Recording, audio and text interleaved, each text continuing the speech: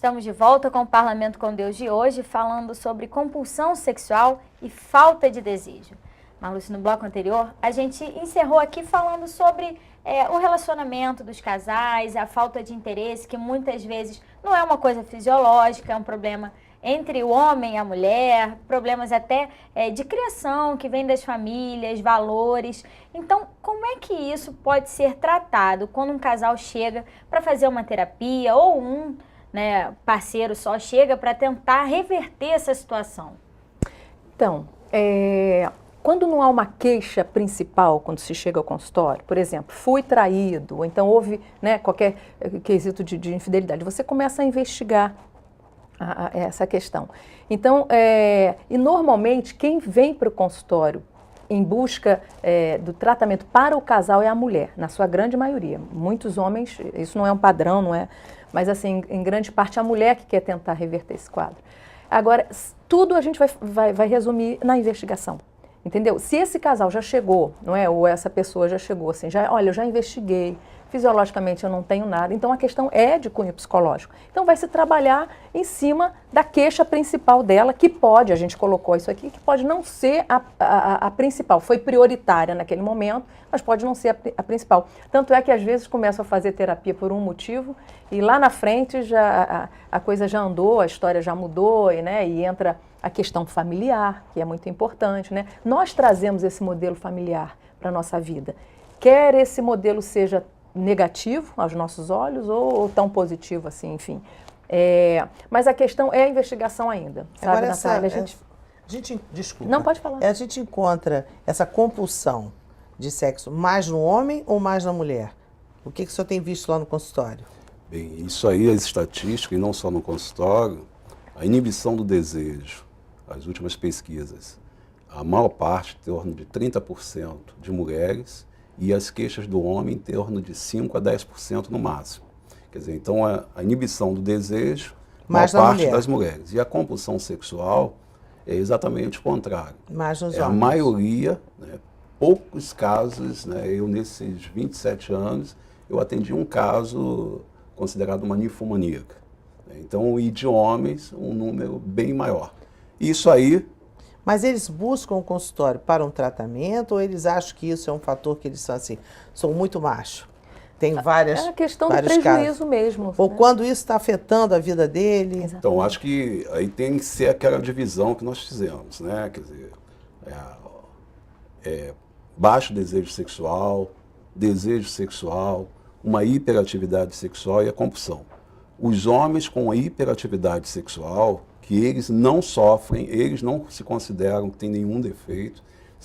Por exemplo, tem alguns, eu não gosto de falar isso, mas tem alguns estudiosos que dizem que o que seria uma hiperatividade? Seria em torno de 7 relações com orgasmo por semana.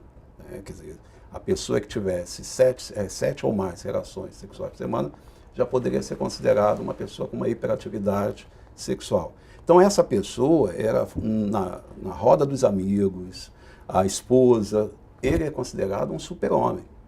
Então ele não busca, geralmente ele busca, como por exemplo, no momento normalmente eu estou com não reconhece, assim, né, doutor Jorge? Ele não reconhece. Ele não se reconhece como vamos chamar de doente, né? Quer dizer,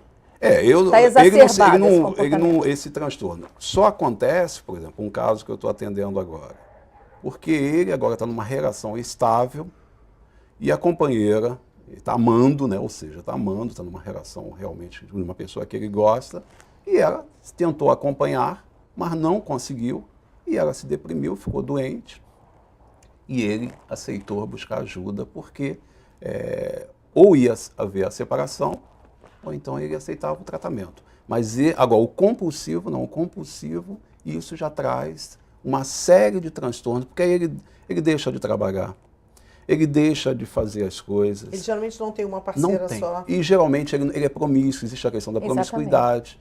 Então esse aqui geralmente, e às vezes ainda tem as questões da justiça, porque aqui também poderia entrar os pedófilos, os estupradores. Então aqui eles geralmente também têm conflitos com a justiça. Fora essa falta de controle todo, que não pode também gerar de doenças sexualmente transmissíveis, Exatamente. tudo que vem E é interessante- aliada a essa situação, né? Exato. Não, e é interessante, assim, que o comportamento sexual compulsivo e o TOC, que é o transtorno obsessivo compulsivo, ele tem uma diferençazinha, que no transtorno, esse indivíduo que também tem uma sintomatologia, ou seja, sintomas de um comportamento sexual exacerbado, ele com o tratamento químico, não é? Com acompanhamento médico, psiquiátrico adequado, ele reage bem ao tratamento. Já o compulsivo não. Porque ele não sofre.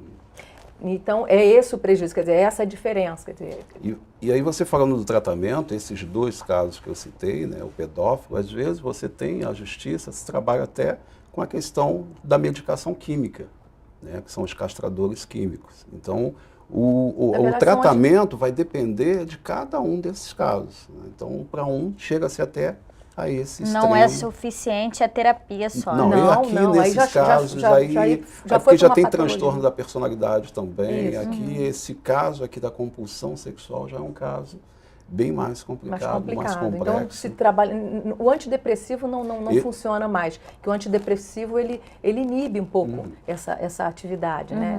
Em alguns também, né? Porque tem vários não chega nem a acontecer. Esse aqui com a hiperatividade, ele realmente, como nós falamos, como ele é uma coisa até que valoriza, a não ser, como nesse caso, por uma questão, né? O Spinoza, um filósofo do século XVII, ele dizia que uma emoção só pode ser, de alguma forma,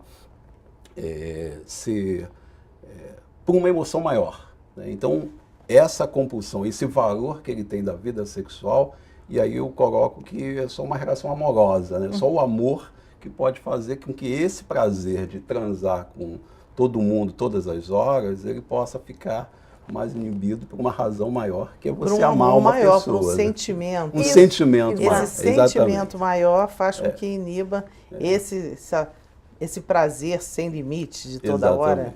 Mas aí, amar uma pessoa, estar com ela, será que eu vou perder essa pessoa? Então vale a pena me tratar? Vale a Então ele vai optar pelo E tratamento. às vezes não é só a pessoa, né? É uma família inteira que se desfaz e que Sem você dúvida. bota como prioridade para resolver se tratar, né? Em relação à frigidez, como o Jorge já falou, é uma coisa que acomete mais as mulheres, muito mais as mulheres do que os homens, né? Só Tem aqui, um relato, hoje em dia pelo nós menos, não né? usamos mais orgasmia. essa expressão. De né? frigidez, Mudou. falta de apetite sexual. Não, a né? gente até considera assim, as disfunções sexuais femininas e as disfunções sexuais masculinas. Disfunção sexual feminina, no caso da frigidez, que era chamada, a gente chama de anorgasmia. Né? Então, assim, normalmente as mulheres, né, Por conta de uma acometem. educação reprimida? Às vezes sim. Quer ver uma coisa, por exemplo, uma disfunção, por exemplo, o vaginismo, porque aí são várias, né? Então a gente não tem tempo nem de estar enumerando aqui. Mas, por exemplo, o vaginismo é uma contração involuntária, né, da vagina. Então, no casamento, casou-se, não consegue-se, por exemplo, um intercurso sexual, quer dizer, a penetração por conta desse vaginismo. É involuntário e a mulher não consegue tratamento. Então, o tratamento é psicológico. Às vezes passam algum ansiolítico, alguma coisa assim, né, os médicos, mas é psicológico. Então, vaginismo, por exemplo, num grau menor, ele é tratado com a psicoterapia, né? Normalmente, nesses casos, a psicoterapia cognitivo-comportamental ou a focal é a mais adequada. Mas percebe, então, que essa questão, eu vejo muito assim, quando a gente está falando, né, para jovens, a questão da própria genitália, né? Assim, eu não vou nem falar do aspecto cultural só, mas assim, a própria genitália exposta do homem, né, visível, né, dá a gente pode pontuar aqui, quer dizer, a mulher, ela é mais interna, ela é mais para dentro, quer dizer, a sociedade, né, a mulher ela tem que ter um comportamento, quer dizer, essa revolução. Né? Essa revolução sexual é muito, muito recente, quer dizer, a gente está caminhando, né, ainda dentro dessa sexualidade feminina, a gente ainda cobra esse comportamento machão, o homem ele precisa ser né, o potente, o provedor, Né? Então, agora que você falou do vaginismo, uma questão importante, né? Que é, por exemplo, o vaginismo é dissociarmos também o ato sexual como coito, como penetração. Por exemplo, essa mulher que, no caso, tem o vaginismo, ela tem desejo. Tem, mas ela ela não tem consegue orgasmo. penetração. Ela não consegue a penetração, né? Mas ela tem desejo, ela tem excitação e ela tem orgasmo. Então, é fundamental, dentro dessa questão do tratamento, principalmente da inibição do desejo, que o casal possa namorar. Né? Até para ela relaxar, né? Até para que possa Mas relaxar. Não estou falando só do vaginismo, não. Eu estou falando da inibição do desejo, para que o namorar, o estar junto, e isso também eu vejo muito com a questão da compulsão sexual e da hiperatividade. Porque na hiperatividade, até um discurso de um homem com ele e a companheira, que falou assim, Jorge, eu não entendo. É uma coisa tão rápida, o que custa ter uma relação sexual? Quer dizer, ele não consegue enxergar o outro. É mecânico, então, né? Não é a relação dos dois. Ele não vê o outro, não existe o outro. Né? Existe só o seu desejo. A busca do próprio prazer. Né? Só o seu desejo. Agora, então é fundamental só essa questão do namorar, de você tirar a penetração, é o que a gente chama sexo muito erótico sem penetração, que é exatamente essa questão de você poder olhar olho no olho, você poder ter uma outra comunicação. Dar felicidade ao ver, outro. Exatamente. A interação do casal. Ver que existe. E isso é até um trabalho que é feito também com mulheres que são espancadas. Esses homens, às vezes, eles espancam essas mulheres, e quando você faz um trabalho de conscientização, de que ele enxerga essa mulher, e que ele vê os filmes de espancamentos, eles ficam surpreendidos. Então, nós estamos vivendo numa época que as pessoas não estão enxergando o humano.